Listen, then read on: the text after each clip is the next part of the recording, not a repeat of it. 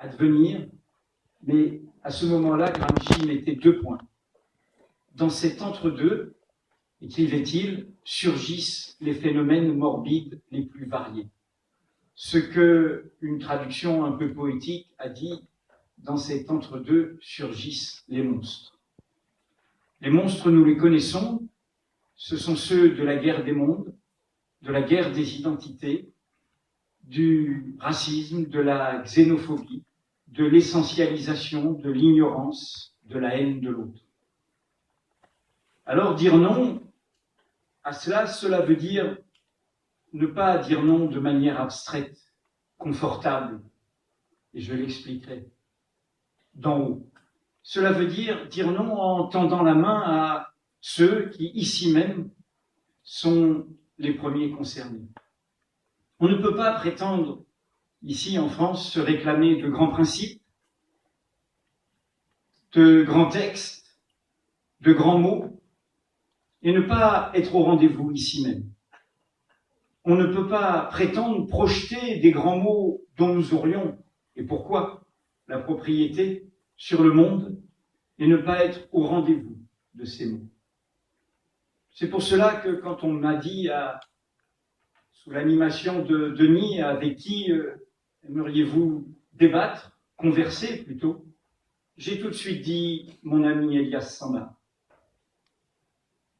Parce que ce mot de justice, si nous l'invoquons, nous devons l'invoquer pour tous, ici même, mais nous devons d'abord l'invoquer dans le monde, pour ceux à qui on la refuse depuis trop longtemps.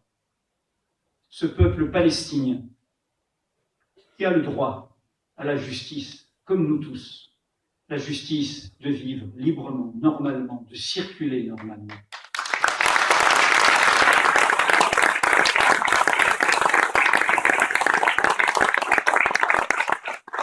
Et tant que cette justice, le monde, la communauté internationale, nos gouvernants ne feront pas en sorte qu'elle soit là, qu'elle soit imposée à ceux qui la dénient, à ceux qui colonisent, à ceux qui violent des droits humains, à ceux qui ne respectent pas les résolutions des Nations Unies, j'ai nommé les gouvernants de l'État d'Israël, eh bien, nos mots de justice seront abîmés, seront blessés. Alors la justice, dire non à ces monstres, c'est secouer l'indifférence en tendant la main et en ayant un chemin de raison. C'est l'autre nom que je voudrais citer, ce livre lui est dédié, il est là au premier rang. J'ai dédié ce livre à Edgar Morin, parce que toute son œuvre, résumée derrière ce mot, la complexité, qui ne veut pas dire que tout est compliqué à comprendre, qui veut dire que tout est interdépendant, que la partie est dans le tout et le tout est dans la partie, qui veut dire le souci de la fragilité du monde, de l'interdépendance du monde. Edgar Morin nous montre la voie, et il l'a montrée en brisant un de ces murs que les préjugés ici même construisent, en dialoguant récemment avec Tariq Ramadan, qui est ici présent, et qui a été très souvent stigmatisé uniquement parce qu'il revendique au nom de ses convictions et de sa foi des engagements particuliers, et que ces engagements légitimaient pour certains son exclusion. Et donc, je veux trouver ce chemin ici même devant vous, en résumant ce livre, ce chemin qu'aime citer Edgar Morin quand il cite ce poète. C'est un clin d'œil aussi à Elias Samba qui aime cette région, la région frontalière en Catalogne, entre la France et l'Espagne. Ce poème d'Antonio Machado, ce républicain espagnol mort à Collioure en 1939. Caminante no hay camino. Toi qui chemines, il n'y a pas de chemin. Mais la suite, ce n'est pas que le chemin est inconnu, c'est que le chemin, c'est à nous de l'inventer en marchant. C'est un poème d'optimisme, c'est un poème de volontarisme dans ces temps sombres, obscurs, opaques, incertains. N'attendons pas qu'on nous indique le chemin d'en haut. Inventons le chemin en marchant, en secouant nos résignations en bousculant nos indifférences. Et ce chemin, la boussole pour moi, c'est cette boussole que ce spinozisme d'Edgar Morin indique, ni rire, ni pleurer, comprendre. Ces derniers temps, nos gouvernants nous balancent des grands mots, terreur, barbarie, sanguinaire, crime, égorgement. Ces grands mots ne nous aident en rien. Nous sommes assez conscients, assez lucides pour comprendre en quoi des actes criminels témoignent d'une idéologie totalitaire et non pas de la religion qui sert de prétexte indûment à ceux qui les commettent. Et nous savons bien que les premières victimes de ces actes criminels sont des musulmans eux-mêmes. Alors, nous devons nous efforcer de comprendre. Comprendre n'est pas justifier, comprendre n'est pas tout excuser, mais comprendre l'autre, lui tendre la main, comprendre ce qui se passe. Comprendre à l'image de ce texte admirable, publié hier dans Le Monde de Pierre Torres, ancien otage en Syrie, et qui, loin de cette politique de la peur, qui nous dit « ayez peur et je m'occupe du reste, laissez-moi mordre, faire reculer, porter atteinte à vos libertés au nom de cette peur, et donc ajouter du désordre au désordre, du malheur au malheur, de la haine à la haine ». Et Pierre Torres, à propos du cas de Nemouche, expliquait dans ce texte hier combien, loin d'être un produit de l'islam, loin d'être un produit d'une histoire lointaine, c'était d'abord notre histoire. Comme ces jeunes qui, aux États-Unis, un jour, vont tuer leurs condisciples dans un collège. Notre histoire d'indifférence, notre histoire d'injustice, notre histoire de jeunes laissés à l'abandon, notre histoire de chemin, justement, bouché pour cette jeunesse, et qui les amène, en essayant d'en trouver un, parfois à se perdre. Alors voilà ce que je voulais dire juste en introduction avant de vous présenter le livre et en saluant un peu ceux qui, pour moi, l'accompagnent. Denis Sieffert, sur toutes ces questions, est un pionnier dans notre profession et quelqu'un qui a tout de suite été au rendez-vous, comme Dominique Vidal, que je vois ici même, qui a été un de ceux qui a été, comme Denis, le pédagogue de cette complexité, de cette compréhension.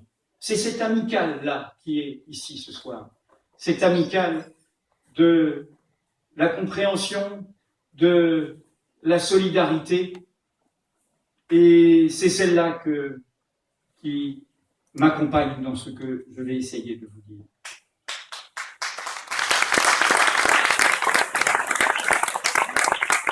Ce livre, c'est un cri d'alarme et un geste de solidarité. Le cri d'alarme, c'est contre la guerre des mondes, le choc des civilisations dans lesquelles on veut nous entraîner et qui, nous le voyons bien inévitablement, fera retour ici et nous entraînera dans une guerre de la France contre elle-même, d'une partie de notre pays contre lui-même, d'une partie de notre peuple contre une autre partie du peuple.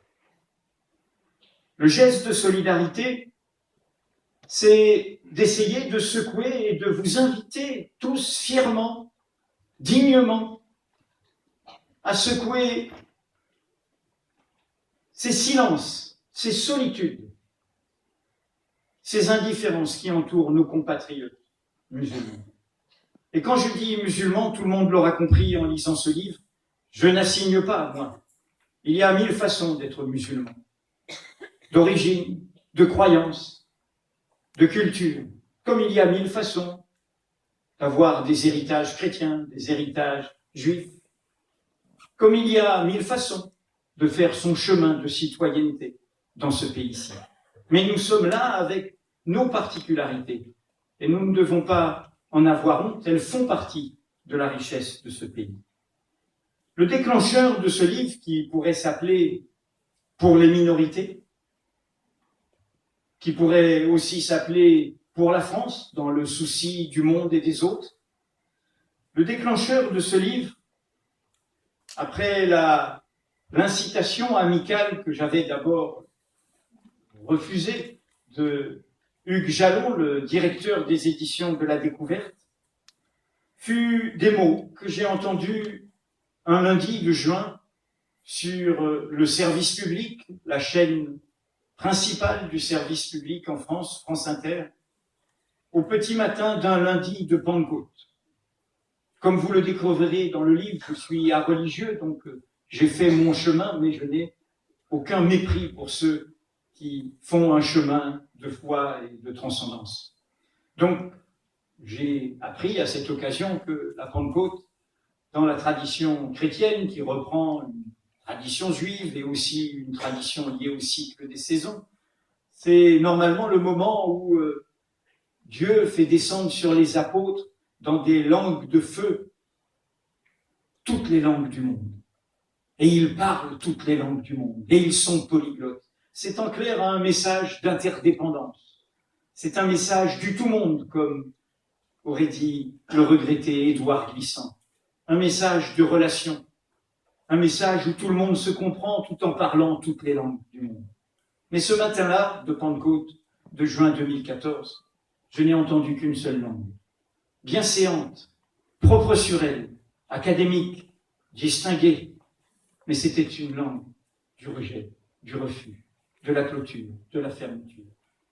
Un récent académicien, immortel selon notre tradition, Alain Finkielkraut, pour ne pas le nommer, expliquait, en tant qu'invité principal, sans être contredit, qu'il y a un problème de l'islam en France et que je cite, ce souci de civilisation, nous ne pouvons pas, disait-il, le laisser au Front national. Derrière ces mots propres sur eux, tout était dit. L'essentialisation de l'autre, derrière ce mot islam en bloc, l'ensemble de ceux qui ont partie liée avec une histoire musulmane, renvoyée à un danger, à une menace liée à tous les troubles du monde, mais surtout ce mot de civilisation qui laisse entendre qu'il y a des civilisations supérieures à d'autres, qu'il y a une hiérarchie entre les religions, entre les peuples, entre les cultures. Mon livre est donc une réaction sur une ligne de crête, de façon très tenue, comme un chemin escarpé. Je veux vous entraîner pour que nous sortions par le haut de ce marécage qui nous abaisse, qui nous abîme, qui nous fait honte. Mon livre est un cri contre ce racisme bienséant, contre ces xénophobies bienséantes, intellectuelles, médiatiques, celles d'en haut. Et en effet, ce qui m'a tout de suite accompagné, c'est la complicité en résonance. L'histoire n'est jamais une répétition, on le sait tous, en tragédie, en farce, mais les résonances d'un passé plein d'à présent, comme disait mon regretté ami Daniel Ben Saïd, d'un passé plein d'à présent. Ce texte d'Émile Zola n'est pratiquement jamais cité dans les histoires de l'affaire Dreyfus. L'affaire Dreyfus, c'est une des histoires qui permet à la France de se dresser face au monde en disant « Regardez, comme nous sommes un grand pays. » Mais nous le savons tous, cela se mérite tous les jours. Et ce n'est pas parce que l'on fut grand un jour que l'on le sera demain. L'affaire Dreyfus, ce fut une bataille de la France contre elle-même. Ce fut une bataille comme un sursaut pour penser contre soi-même, contre ses préjugés, contre ses indifférences, contre ses habitudes. Quelle était l'histoire? Dans ce contexte qui allait produire la catastrophe européenne, de l'affrontement entre l'Allemagne et la France, de la brutalisation de l'Europe par deux nations européennes, de l'engrenage qui va produire des guerres mondiales, un crime européen, les crimes de génocide, les crimes contre l'humanité, car c'est bien l'Europe qui les a produits et pas d'autres continents. Eh bien, à la source de cette histoire, après la première guerre franco-allemande, l'état-major militaire pense avoir trouvé un traître en la personne d'un capitaine, le capitaine Dreyfus. C'est un montage, c'est un complot. Le dossier est trafiqué. Et ce capitaine est désigné comme un espion, ce qu'il n'est pas, D'abord parce qu'il est juif. Ce que un auteur qui théorisera la théorie du sol, la théorie du sang, la théorie de la race, dira, Maurice Barrès, que Dreyfus est coupable, je le déduis, de sa race, de son identité, de son histoire, de son origine, de sa religion, de sa culture. Le poison était là, il commençait là, bien séant, dans des milieux qui se fréquentaient, qui se connaissaient. Et le sursaut, ça a été celui de Charles Péguy, des libertaires, de Jean Jaurès, qui ont dit, y compris au mouvement ouvrier, au mouvement socialiste naissant, car la xénophobie et le racisme n'ont pas de frontières, et pas de frontières sociales, et qui étaient indifférents, car qui était ce Dreyfus? Un bourgeois, un capitaine, un officier, un militaire, un peu hautain, d'origine de famille alsacienne, et puis un juif, avec ce préjugé lié à l'antisémitisme, au vieil antijudaïsme chrétien, l'assimilation des juifs à l'argent. Et donc ils ont dit, c'est pas notre affaire, et les autres ont dit, oui, c'est notre affaire. Et une seule injustice contre un seul est un crime pour tous. Et donc nous devons nous dresser. Et nous devons nous dresser, et ce sera notre honneur de défendre les principes en général. Dans ce moment clé, Émile Zola, qui est un homme installé, établi, il n'est pas à l'Académie française, il aurait pu. Il est président de la Société des gens de lettres, officier de la Légion d'honneur. Il est riche depuis le succès de l'Assommoir. Il écrit dans le Figaro, journal plutôt conservateur déjà. C'est une vedette. Et il ne s'est pas intéressé au cas de Dreyfus. Or, tout d'un coup, comme un ovni, tombe cet article, intitulé « Pour les Juifs ». Il ne parle pas de Dreyfus.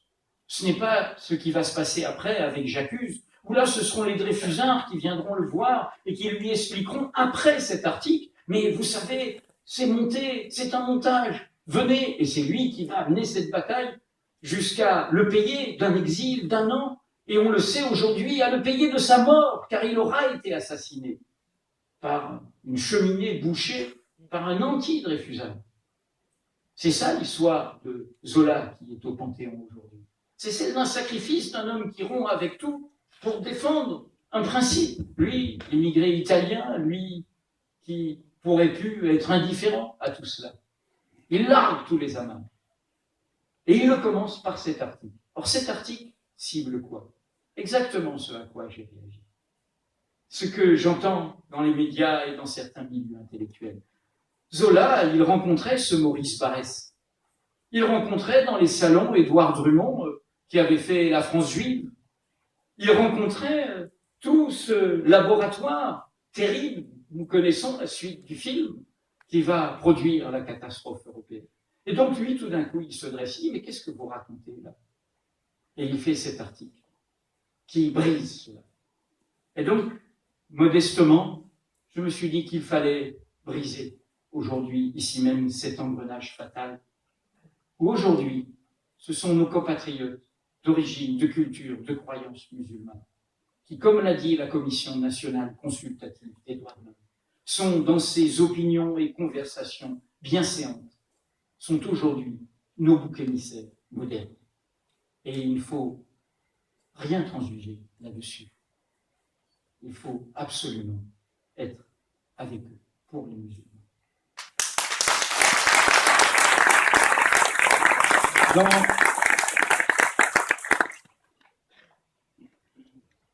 En déroulant cette résonance, j'ai voulu aborder 3 questions, car ce n'est pas un chemin de passion, ce n'est pas un chemin, même si la sensibilité, l'humanité est faite de sensibilité, il y a pas. C'est un chemin de raison pour justement ébranler cela. 3 questions. La question de l'égalité, la question de la religion et la question coloniale. La question politique centrale dans un pays qui doute, dans un pays de démocratie de basse intensité, le levier principal qui peut nous permettre de retrouver ensemble un chemin d'espérance, c'est l'exigence d'égalité. Vous savez, l'égalité dans la devise française républicaine, liberté, égalité, fraternité, c'est le pivot essentiel. La liberté, ça peut être la liberté de s'enrichir, donc de créer des inégalités.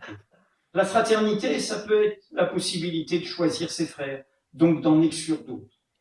Le levier dynamique qui permet à chacun d'entre nous, sans distinction d'origine, de fortune, de naissance, de sexe, de croyance, d'identité, d'être en mouvement, d'être citoyen, d'inventer des possibles, de revendiquer des droits, d'en inventer de nouveaux, de créer de nouvelles solidarités. C'est cette exigence d'égalité des droits et des possibles. Ce n'est pas l'égalitarisme, ce n'est pas la similitude de tous, c'est cette idée qu'ensemble, il y a toujours un chemin à inventer. Et derrière cette question, il y a évidemment la question sociale. La question sociale, la question du peuple. Car quand nous parlons, et je ne cesse de le répéter dans mes interventions médiatiques depuis quelques jours, de nos compatriotes musulmans, de qui parlons-nous pour l'essentiel? De ceux qui créent notre richesse. Nous savons, nous sommes une Amérique de l'Europe faite de ces migrations, qu'elle fût intérieure, européenne, puis des divers outre-mer. Et nous savons que nos compatriotes de culture, de croyance, d'origine musulmane, dans la diversité de leur façon de s'appartenir, sont ceux qui construisent nos routes, sont ceux qui construisent nos immeubles, nos automobiles, qui travaillent dans nos campagnes. Il y a derrière la stigmatisation, derrière l'islamophobie, il y a, et Denis l'a dit tout à l'heure, une arme pour dissoudre la question sociale, pour la rendre muette, pour la désarmer, pour faire que, en effet, les plus opprimés, les exploités, ceux qui ont des revendications légitimes à faire dans un pays qui a 12 à 15 millions de travailleurs pauvres, qui a les millions de chômeurs que vous savez, où le revenu médian est de 1 650 €, eh bien qu'au lieu d'inventer leur solidarité, ils se fassent la guerre. Mon identité contre ton identité, ma religion contre ta religion, mon origine contre ton origine. Et pendant ce temps-là, l'oligarchie a la paix. C'est bien cela, le piège de la politique, de la peur, de cette guerre des mondes. C'est un piège pour qu'ils échappent à leurs échecs économiques, leurs échecs sociaux, leurs échecs écologiques, leur incapacité à répondre aux défis du monde. Cette course à l'abîme dont ne cesse de parler pour nous alerter Edgar Morin. C'est aussi son ressort, c'est qu'ils soient les seuls maîtres de comment nous avançons et de désarmer le ressort démocratique. Et donc, faire tomber ce préjugé, faire tomber cette stigmatisation, c'est inviter à réinventer des solidarités, à être pleinement dans la cité. Mais pour être pleinement dans la cité, ça m'amène à la deuxième question, il faut être fidèle à nous-mêmes.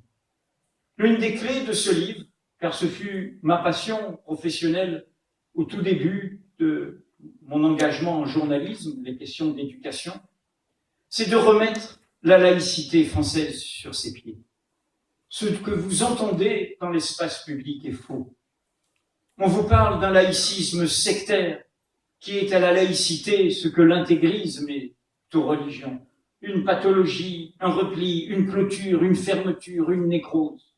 L'histoire véridique de la loi de 1905 et des républicains admirables qui l'ont inventée, issus tous du combat pour Dreyfus, contre l'extrême droite de l'époque, car c'était cela qu'ils avaient en face. Ceux qui, comme aujourd'hui, sont les tenants de l'inégalité, de la hiérarchie entre les humains, entre les peuples, entre les nations, entre les religions.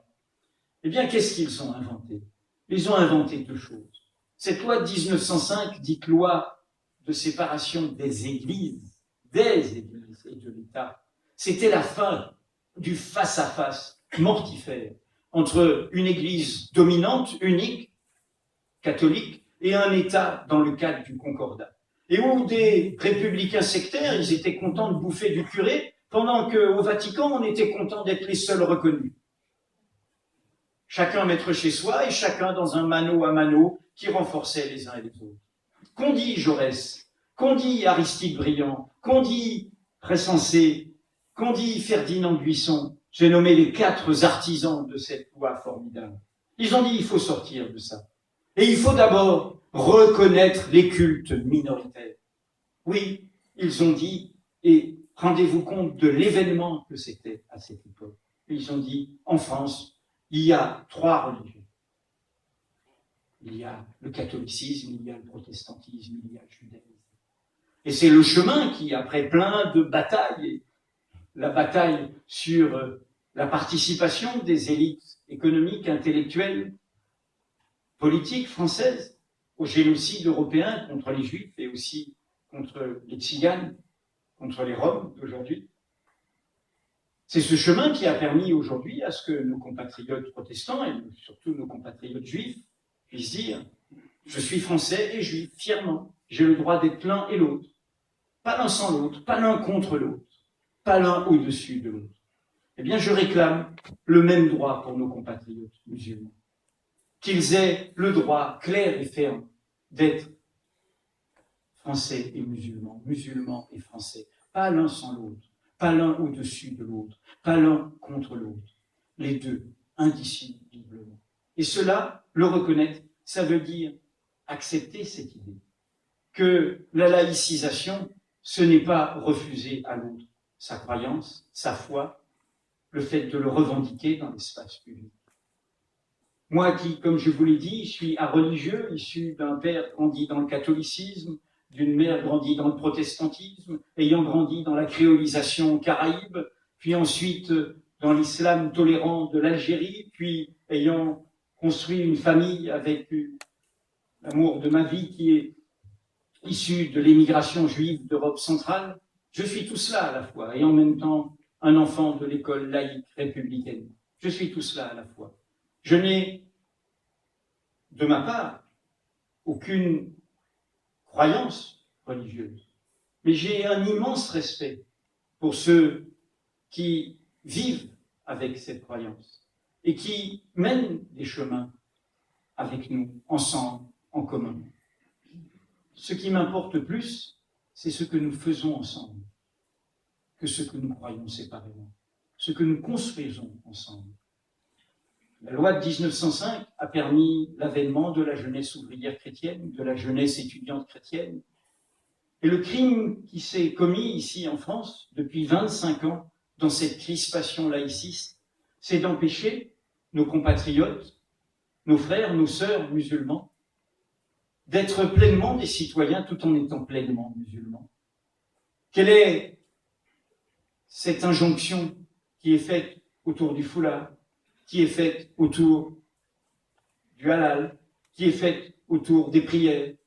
C'est une injonction de disparition, une injonction d'invisibilité. Non, soyez fiers, revendiquez-la, soyez vous-même. Et c'est cette main-là que j'ai voulu tendre en faisant ce livre.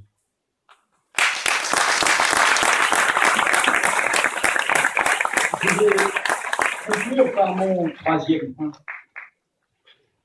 Et je viens d'y faire allusion. La question coloniale, qui est le nœud de tout cela, qui est l'impensé de tout cela, qui est le fantôme qui travaille l'ensemble de l'espace politique français. Il y a un mot terrible qui a fait retour dans nos débats publics, que vous entendez parfois, ce mot assimilation. L'intégration, c'est autre chose. On a tous besoin de s'intégrer. Moi, je suis arrivé en France à 18 ans, je n'en connaissais pas les codes. J'ai eu du mal à les trouver. L'intégration, vivre ensemble dans un quartier, dans une entreprise, dans un lieu, faire son chemin. L'assimilation, c'est tout à fait autre chose. C'est ne sois plus toi-même, efface-toi. C'est un mot colonial. Moi, je suis la norme. Je suis ton miroir, c'est moi que tu dois imiter. Et donc, il n'y a plus que moi, et toi, tu n'es plus toi. Au lieu de travailler à la fois cette similitude essentielle qui est la fraternité, mais dans le respect de notre pluralité, c'est l'effacement de cette pluralité. C'est un universalisme dominateur, unificateur pour le pire, normalisateur.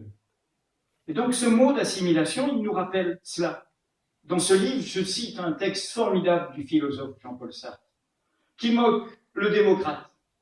C'est à propos, après la catastrophe européenne, des Juifs. Mais c'est très intéressant, dans ce livre, il n'oublie ni le noir, ni le jaune, comme il dit. À l'époque, c'était encore la guerre du Vietnam française, ni l'arabe, le musulman, le maghrébin. Chacun peut dire des mots comme il le sent. Et il dit, au fond, ce démocrate, il est là, il dit, oui, il défend en principe, abstraitement, ces minorités, mais il ne les accepte pas comme telles, comme humanité concrète. C'est pour ça qu'il aimerait qu'ils s'effacent. C'est un principe abstrait, mais pas la reconnaissance pleine et entière de ce que nous sommes. Je vais vous citer un texte pour terminer,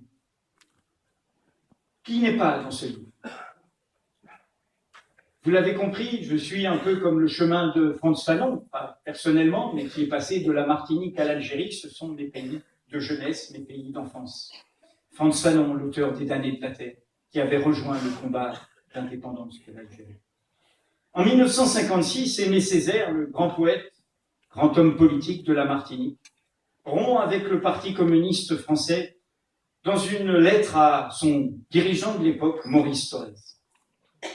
Les raisons sont liées aussi à la crise du communisme international, les crimes du stalinisme, etc. Mais elles sont liées à l'ébranlement du tiers-monde.